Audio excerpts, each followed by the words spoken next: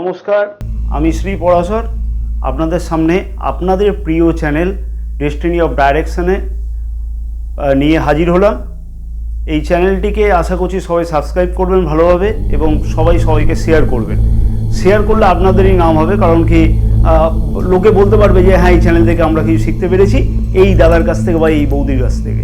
ঠিক আছে, আমার নামের দরকার নেই, আপনাদের নাম হলেই হলো। যাই হোক, প্রাত্যহিক জীবনে আমরা যে মশলাপাতি ব্যবহার করি সেই মশলাপাতির মধ্যে থেকে একটা বস্তুর কাছ থেকে একটা বস্তু নিয়ে একটা মশলা নিয়ে আপনাদের আমি তীব্র বশীকরণের ব্যাপারে আজকে আপনাদের জানাবো।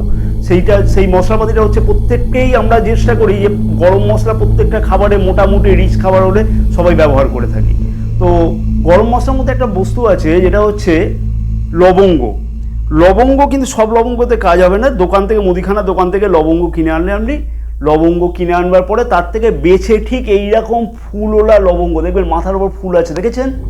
ভালো করে লক্ষ্য করছেন সবাই? তো এইরকম ফুলওলা লবঙ্গ আপনি 3খানা বা 5 টাকার বা 10 টাকা সংগ্রহ করলেন, তার থেকে আপনি 3টে পিস নিলেন, 3 পিস অনলি। সকালবেলা ঘুম থেকে উঠে স্নান করে শুদ্ধ বস্ত্রে শুদ্ধ আসনে শুদ্ধ মনে একচিত্তে পূর্ব দিকে বা উত্তর দিকে মুখ করে আসন শুদ্ধ করে দিয়ে আচমন ক্রিয়া কমপ্লিট করে দিয়ে, যেমন পূজা পাঠ কমপ্লিট করতে হয় ইষ্ট দেবদেবীকে স্মরণ করে নিয়ে পূজা পাঠ কমপ্লিট করলেন। কমপ্লিট করে যাকে আপনার বশীকরণ করবার ইচ্ছা তার ছবিটাকে সামনে রাখলেন। ছবিটাকে সামনে রেখে নিয়ে এই লবঙ্গ 3 পিস আপনি আপনার জিভের তলাতে রাখবেন। জিভের তলাতে ভালো করে মনে রাখবেন, 3 পিস জিভের তলাতে রাখবেন। এইবার লবঙ্গটাকে কি করতে হবে সেটা আমি বলছি, সেগুলো কিন্তু পার্ট বাই পার্ট শুনবেন, কারণ কি ভিডিওটা স্কিপ করলে আপনারা কিন্তু কিচ্ছু বুঝতে পারবেন না। পরবর্তীকালে যদি কোনো ভুল ভ্রান্তি হয় তার জন্য দায়ও আমি থাকবো না। কিন্তু উল্টো কাজ করবেন না। কাজ যেটার জন্য যদি সত্যিকারের যদি কিছু করবার থাকে বশীকরণ, যেমন হচ্ছে আপনি যেখানে চাকরি করছেন আপনার বস আপনার বিরুদ্ধে আচরণ করছে, আপনার বসকে যদি আপনি মনে হয় যে হ্যাঁ আপনার হাতে নিলে আপনি একটা স্ট্যান্ডার্ড পজিশনে যেতে পারবেন, আপনার পদোন্নতি হবে। অথবা আপনি কোনো ব্যবসায়ীর সঙ্গে ব্যবসা করছেন, আপনার মনে হচ্ছে ওই ব্যবসায়ীর কাছে আরও কিছু ক্রেডিট নিলে আপনার ব্যবসাটাকে আরও বাড়তে পারে। তো সেই ক্ষেত্রে কী করতে হবে যে আপনি এই বশীকরণ প্রয়োগ করতে পারেন, কিন্তু অপপ্রয়োগ কাইন্ডলি দয়া করে করবেন না, কারণ অপপ্রয়োগ করলে ক্ষতি ছাড়া ভালো হবে না কিন্তু।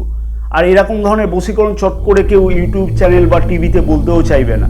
আমি আপনাদের বলছি, কারণ কি কয়েক হাজার টাকা ব্যয় করে অনেক কিছু ক্রয় করবার পর একটা ভালোভাবে বশীকরণ করা যায়, কিন্তু ঘরোয়াভাবে বশীকরণ করতে গেলে অনেক নিয়ম কম মেনে খুব কম খরচেতে এটা কাজ করা সম্ভব হবে। ঠিক আছে, তো এই জন্য কি করতে হবে, আপনি যেমন লবঙ্গ আপনি কিনে আনলেন, শুদ্ধ আসনে শুদ্ধ বস্ত্রে বসলেন, পূজা পাঠ কমপ্লিট করলেন, গণেশাদি পূজা পাঠ আচমন ক্রিয়া সব কমপ্লিট করবার পরে যাকে বশীকরণ করবার ইচ্ছা করবে তার ফটোটা প্রিন্ট আউট করুন একটা।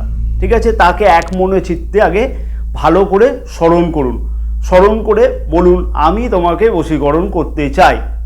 আমার উক্ত কার্য মানে যে কার্যের জন্য আপনি সম্পন্ন করতে চাইছেন সেই কার্য সম্পন্ন করবার জন্য তোমাকে বশীকরণ করতে চাইছেন।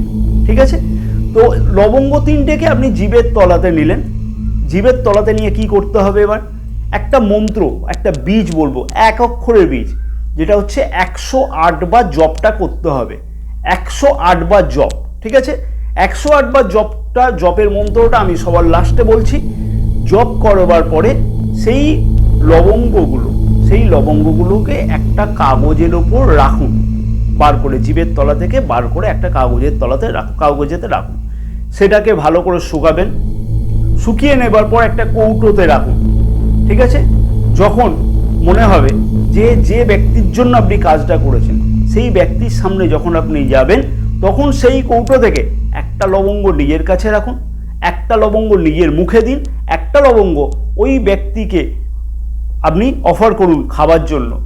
ঠিক আছে, তীব্র থেকে তীব্র বশীকরণ ইনস্ট্যান্টলি হবে, আমার কথাটা মিলিয়ে নেবেন। কিন্তু এর অপপ্রয়োগ করলে কিন্তু সেই কাজ সার্থক হবে না। কি বললাম বুঝতে পেরেছেন? এর যদি অপপ্রয়োগ করা হয় সেই কাজ সার্থক হবে না। একটা কথা হচ্ছে, শাস্ত্রমতে আমাদের বলে যে মিষ্টি কথা এবং মিষ্টি ব্যবহারে সবথেকে বড় বশীকরণ হয়। আপনারা জানেন কিনা জানি না, এটা হচ্ছে শাস্ত্রমতে বলে মিষ্টি কথা বলবেন, মিষ্টি ব্যবহার করবেন, তাতে কিন্তু সবথেকে বড় বশীকরণ, এর ওপর কোনো বশীকরণ হয় না। আবার শ্রীকৃষ্ণ দেখবেন মাথায় ময়ূরের পালক ব্যবহার করতো, সখীরা প্রচুর পরিমাণ আকর্ষিত হতো, তাতেও কিন্তু তীব্র বশীকরণ হয় ময়ূরের পালক দ্বারা।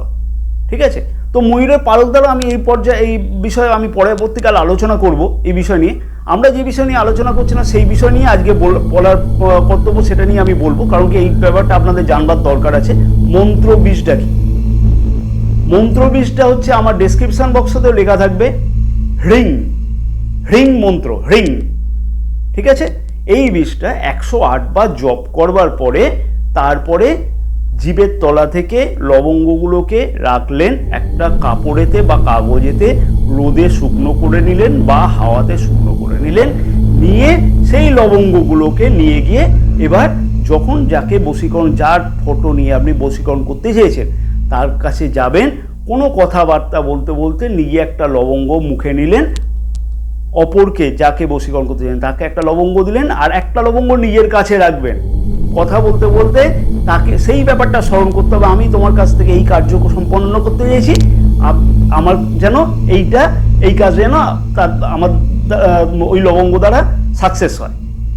ঠিক আছে, চেষ্টা করবেন উত্তর দিকে মুখ করে করবার, পূর্ব দিকে না, উত্তর দিকে মুখ করলে ব্যাপক ফল পাওয়া যায়।